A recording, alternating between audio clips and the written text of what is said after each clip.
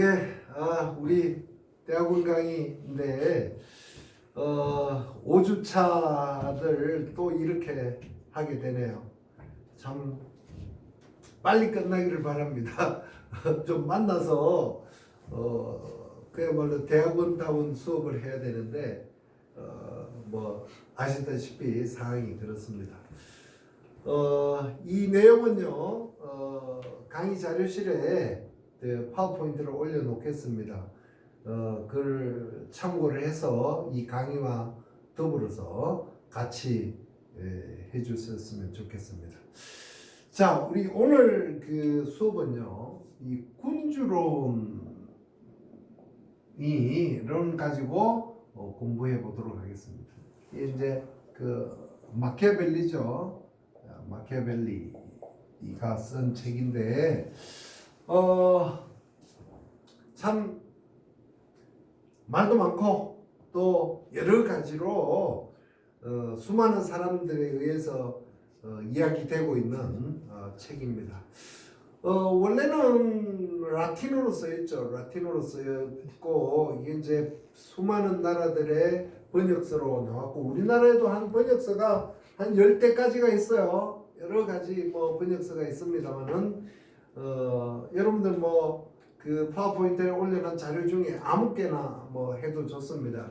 근데 맨 앞에 지금 그 있는 게 제가 주로 참고하는 군주론에 대한 이야기입니다.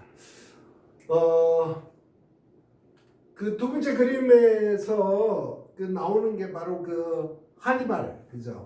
이 고대 로마의 이 하니발 장군, 이 하니발이 이 알프스를 넘는 장면입니다. 코끼리 부대, 코끼리를 34마리, 카르타고의 군인들이 약 4만 명을 이끌고 12월에 그 알프스 산을 넘었습니다. 로마 사람들은 당시에 그 2차 포에니 전쟁을 하면서 그 하니발이 과연 알프스를 넘어올까 꿈도 꾸지 못했습니다. 그리고 한겨울이었기 때문에 당시 그 오늘날에는 뭐 알프스산 지하로 도로가 뚫려 있고 뭐 모든 길들이 뭐 비행기도 있고 합니다만은 당시에 알프스를 넘는다는 것은 아무도 상상을 못했죠. 기원전 한 뭐 이게 포에니 전쟁이 270년 경입니까? 기원전 그때인데 이 알프스를 넘는다는 것은 상상도 못했습니다. 그런데 바로 그 하니발 장군이 코끼리를 이끌고 알프스를 넘습니다. 실질적으로 이 코끼리 34마리 중에 그 알프스를 넘으면서 30마리가 죽었다 그래요.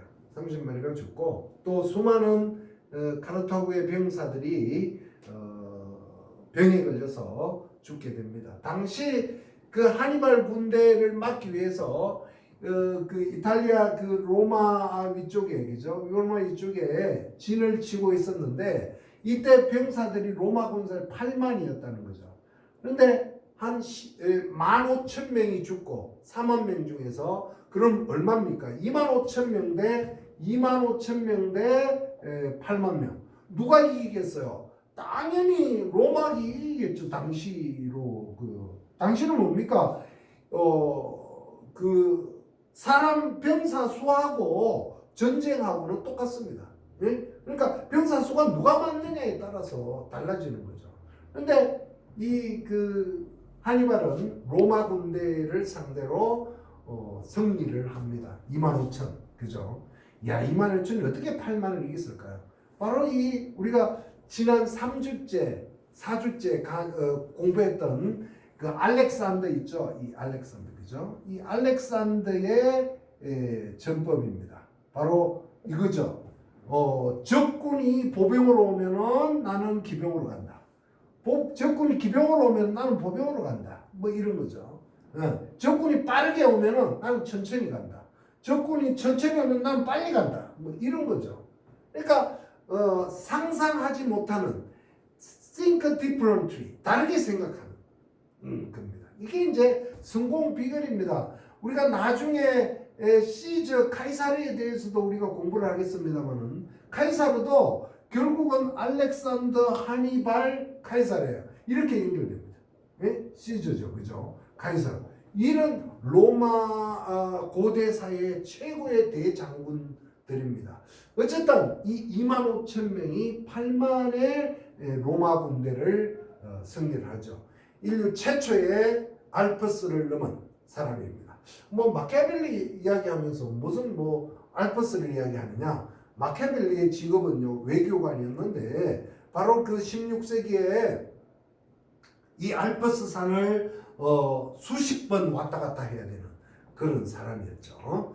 자, 마키아벨리가 두 번째 알프스를 넘었다면은 세 번째 넘은 사람은 한국 사람입니다, 여러분들. 그림에 그 나폴레옹 나오죠. 한국 사람인데 바로 나주나시, 나주나시예요, 나주나시. 나주나시하고 그다음에 풍양조씨가 유명한 거죠, 그죠? 바로 나폴레옹, 그죠?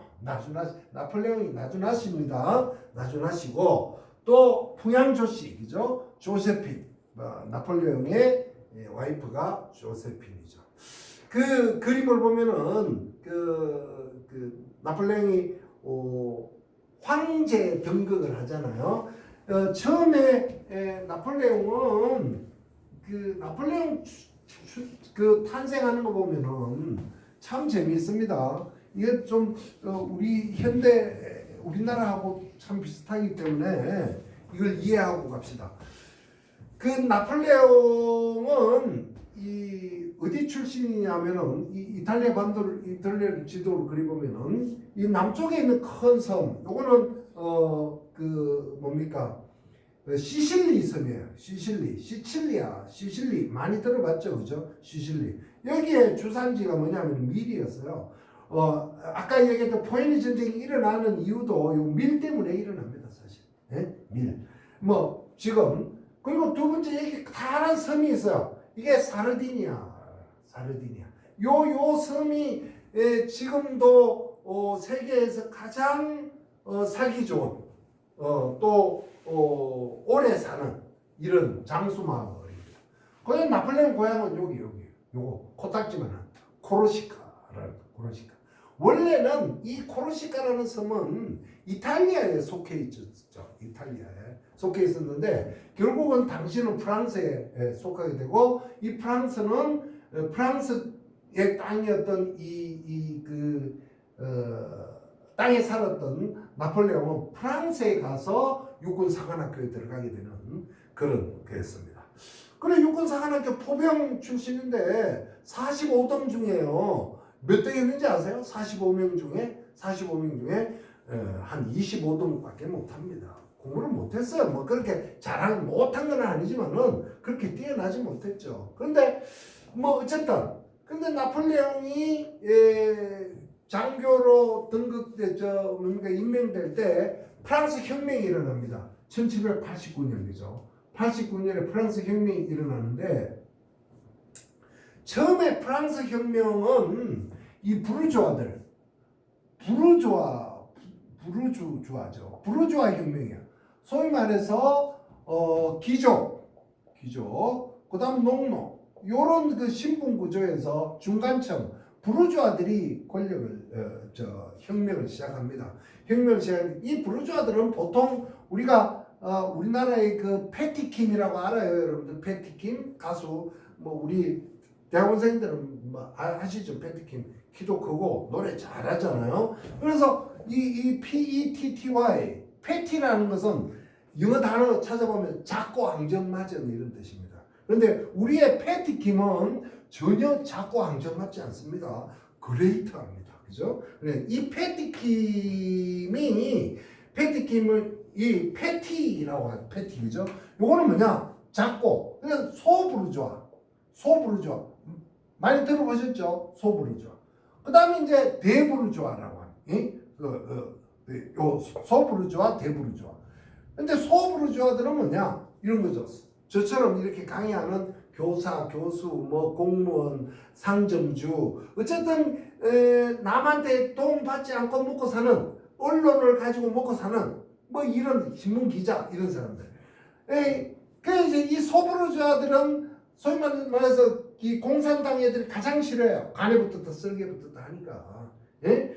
근데 이제 대부르주아들 돈이 많은 사람들이죠. 이렇게 불리면 돼. 그래서 산업혁명이 일어나고 나서는 대부르주아들이 많이 생성되는 거고 뭐 어쨌든 이 부르주아 혁명입니다.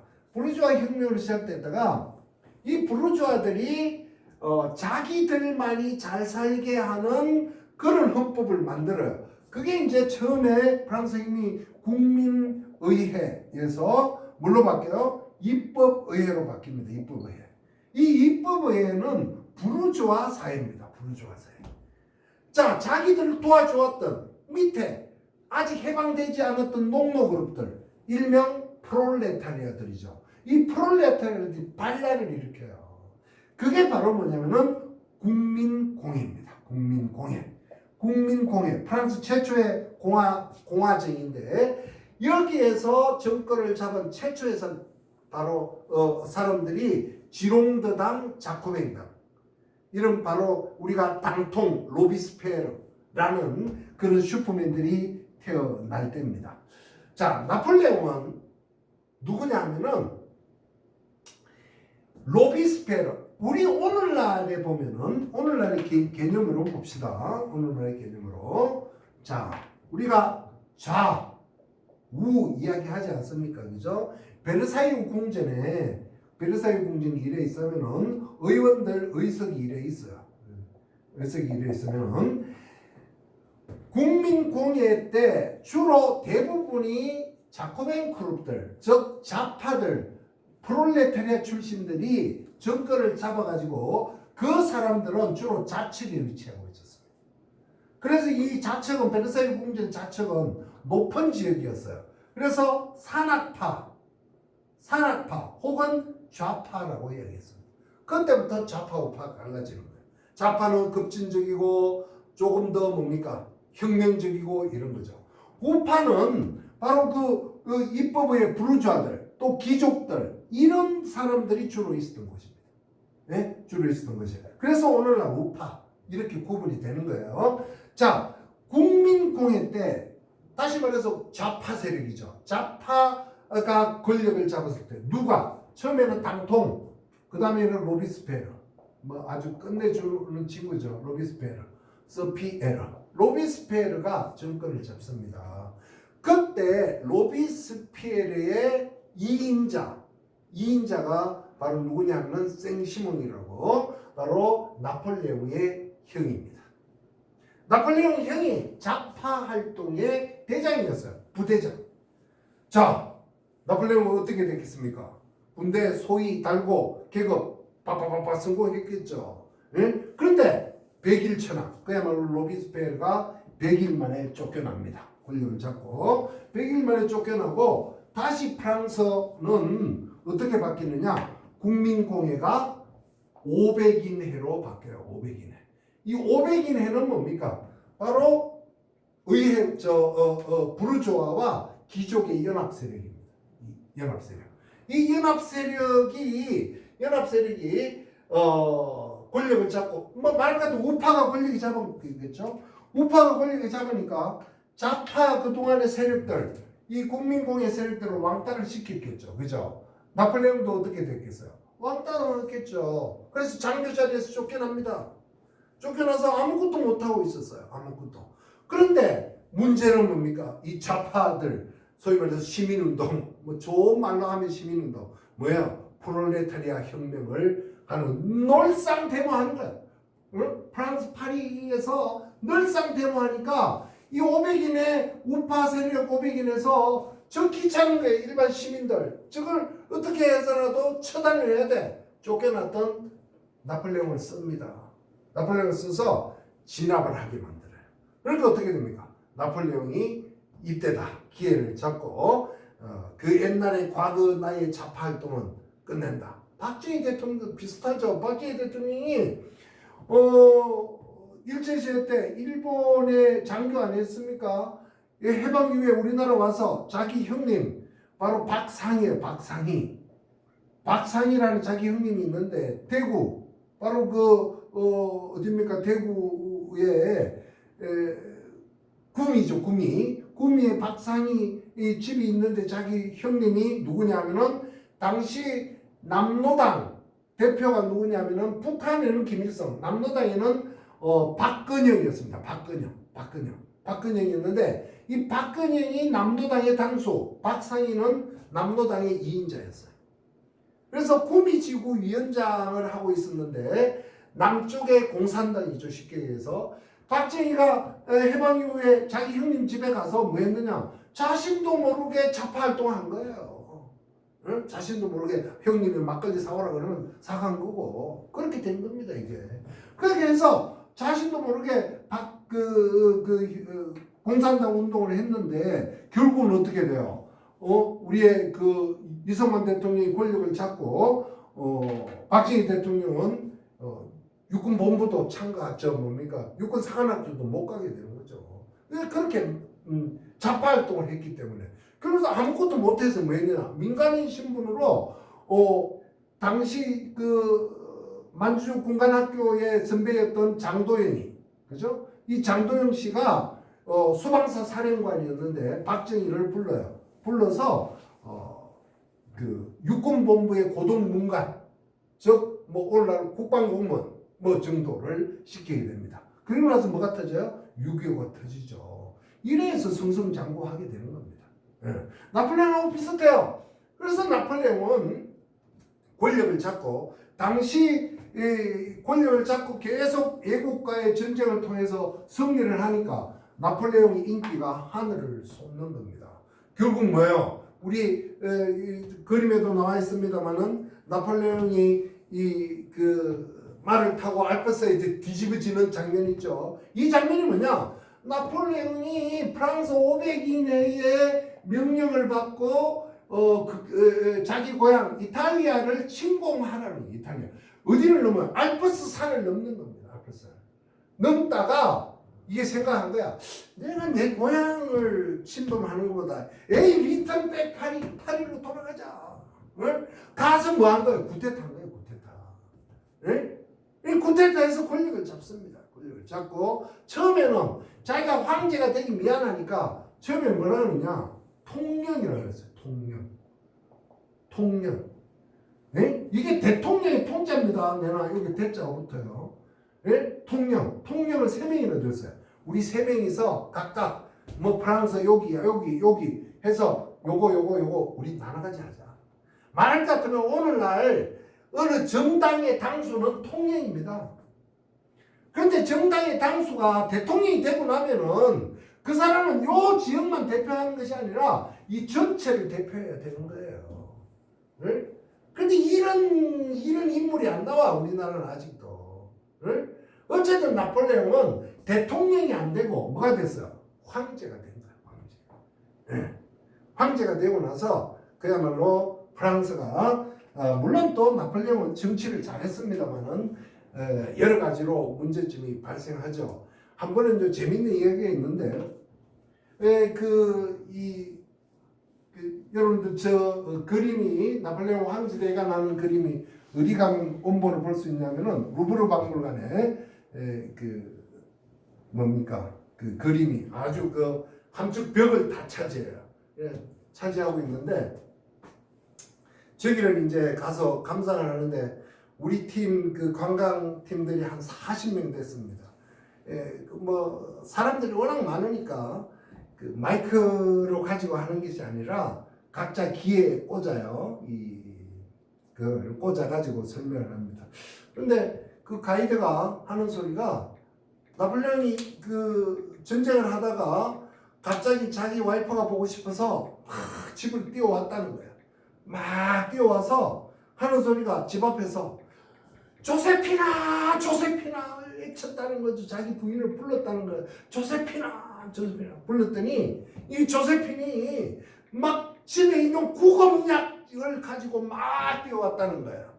구검약동을 여러분들 상상해서 이해하시기 바랍니다. 조세피나라고 한 거죠. 조세피나. 네, 이거는 야한 이야기는 아닙니다. 자, 마키아벨리입니다. 그죠? 마키아벨리. 자, 군주론의 지필 배경을 보겠습니다. 우선요, 군주론을 이해하려면 그러면은 뭘 이해해야 되느냐? 이 군주론이라는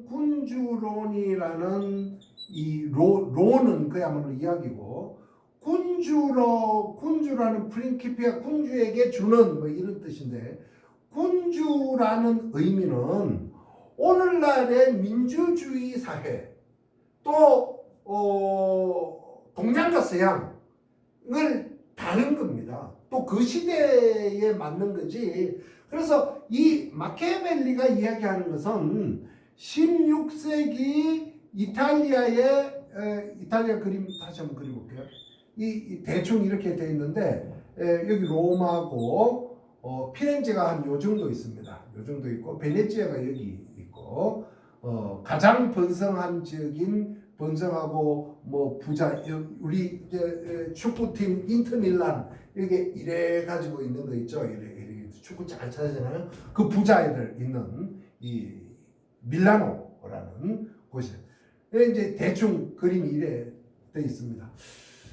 요 피렌체의 16세기 피렌체의 군주, 특히 메디치 집안의 군주에게 바치는 거예요. 어떻게 하면은 당신이 군주로서의 생활을 잘할 것인가? 그걸 맞춘 겁니다. 오늘날의 상황이 안 맞는 경우가 많아요. 그러나 이 군주론이 고전으로서 이름을 떨치고 오늘날까지도 수많은 사람, 저도 이걸 강조하는 거 아닙니까? 이게 그 시대 이 메디치 집안의 피렌체에 해당되는 거지만은 우리에게도 너무너무 맞아떨어집니다. 뭐 요만큼도 어긋나지 않아요. 왜냐? 권력이라는 거죠. 바로 인간의 본성을 꿰뚫고 있습니다. 우선 이 탄생하게 되는 시대적 배경을 보면요, 14세기와 16세기 유럽은 르네상스 시대입니다. 그 르네상스라는 것은 RENAISSANCE 리라는 것은 다시죠. 네이라는 것은 발생합니다. 하는 거예요. 다시 발생하는 시대. 즉 뭐가? 인간의 시대가 다시 도래한다. 지금까지 신의 시대에서 인간의 시대다 라는 그런 대전환의 시대가 일어나는 겁니다. 그래서 신의 힘이 인간의 힘에 제어되는 겁니다. 그래서 인간 본성이 해방되는 거죠. 말 같으면 중세 때 성적으로 밝혀요. 성욕 안 되죠. 물욕 안 되죠. 돈 밝혀서는 안 돼요. 돈 밝혀서는. 그럼 또 우리 생활에 나타나는 권력욕 이런 것도 안 되는 거죠. 그럼 뭡니까? 그런데 르네상스가 되면서 그런 것들 성욕, 물욕, 권력욕 이런 것들이 일반화되는 거죠. 그걸 강조하는 겁니다. 그래서 보카치오의 뭡니까? 데카메론, 그죠? 이거 뭡니까? 그 중세의 이디피에서 말 같으면은 그 성적으로 야한 이야기를 하는 거, 그걸 일반화되는 겁니다. 메디치가가 돈을 가지고 오늘날 스위스 은행이 발전한 이유는 메디치가의 은행업이 망합니다. 나중에 망합니다만은 그 은행의 분점이 스위스에 있었어요. 그게 지금까지 살아있는 겁니다.